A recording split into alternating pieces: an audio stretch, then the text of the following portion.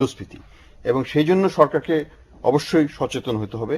আমি মনে করি যে আওয়ামী লীগ সরকার জনগণের পক্ষের সরকার এবং তারা নিশ্চয়ই মূল্যস্ফীতি চান না এবং সরকারের উপর মহল থেকে খুব বড় রকমের চাপ এসছে বলে আমি মনে করি এটাকে কমিয়ে আনার। কিন্তু এটাকে কমাতে হলে পরে আমাদেরকে মনিটারি সাইডে আরো বেশি জোর দিতে হবে, যেখানে একটা ট্রেড অফের ব্যাপার আছে। আবার যেটা হচ্ছে যে অলরেডি ইন্টারেস্ট রেট অনেকখানি বেড়ে গিয়েছে, সেই কারণে বাংলাদেশ ব্যাংক এখানে বেশি চাপ দিতে পারছে না। এবং অন্যদিকে আরেকটা যেটা হয়েছে যে মানি সাপ্লাই কিন্তু এখনো খুব বেশি আমাদের দেশে, 22%-এর উপর, প্রাইভেট সেক্টর ক্রেডিট এখন 29%-এর উপর।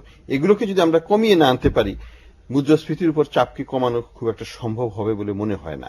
তবে আমি বলবো যে সরকার এই বিষয়ে সচেতন এবং বাজেট স্পিচে মন্ত্রী মহোদয় বেশ বলেছেন। ভাই একমত যে মানি সাপ্লাই এখন। আমি তার আগে একটু শেয়ার মার্কেট নিয়ে বলি। আমি মনে হয় যে আমার কথা শুনলে অনেকে খুশি হবেন না, কিন্তু আমি আমার নিজের বিবেকের কাছে একটু পরিষ্কার হতে চাই যে সরকার এই বাজেটে যে প্রস্তাবনাটা শেয়ার মার্কেটের জন্য দিয়েছেন, আমি মনে করি এটা যথেষ্ট এই কারণ আপনি যে শেয়ার মার্কেটে লাভের উপরে কোনো কর দিতে হবে না।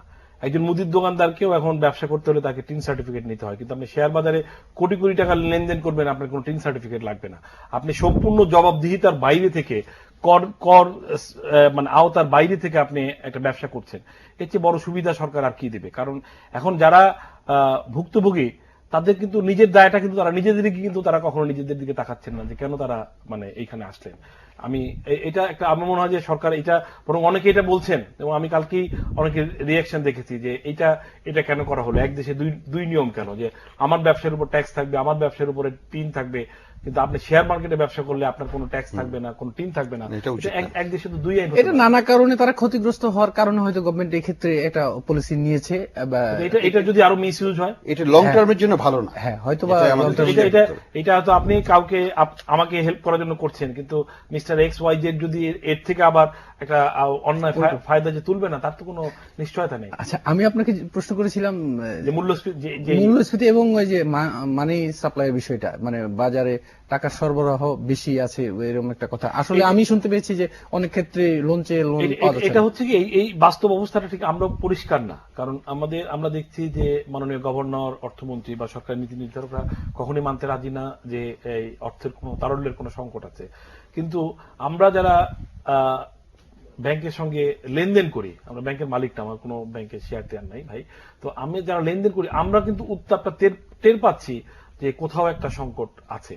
ঠিক আগের মতো মানে ইজি অ্যাক্সেস নাই।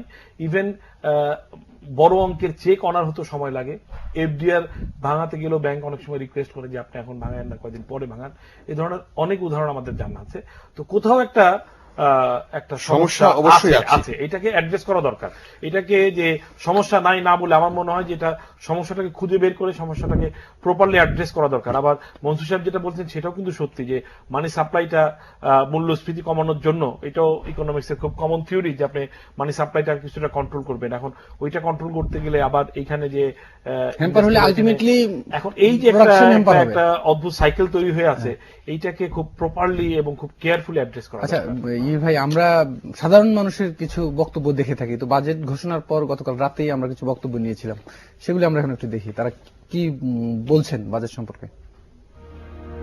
দ্রব্যমূল্যের উপরে সরকার সত্যি ট্যাক্স কমায় এবং দ্রব্যমূল্য যদি আমাদের ক্রয় ক্ষমতার ভিতরে থাকে, এটা আমাদের জন্য অবশ্যই ভালো হবে। বিড়ি সিগারেট বানানোর সিদ্ধান্ত ঠিক আছে, কিন্তু চাউল টাউল আমরা যেটা খাইয়া পাচ্ছি ওটা দাম নিত্যপূর্ণ দাম কম হোক। কৃষি বান্ধব সরকার, তো কৃষিতে কেন ইউরিয়া সারের উপর 8 টাকা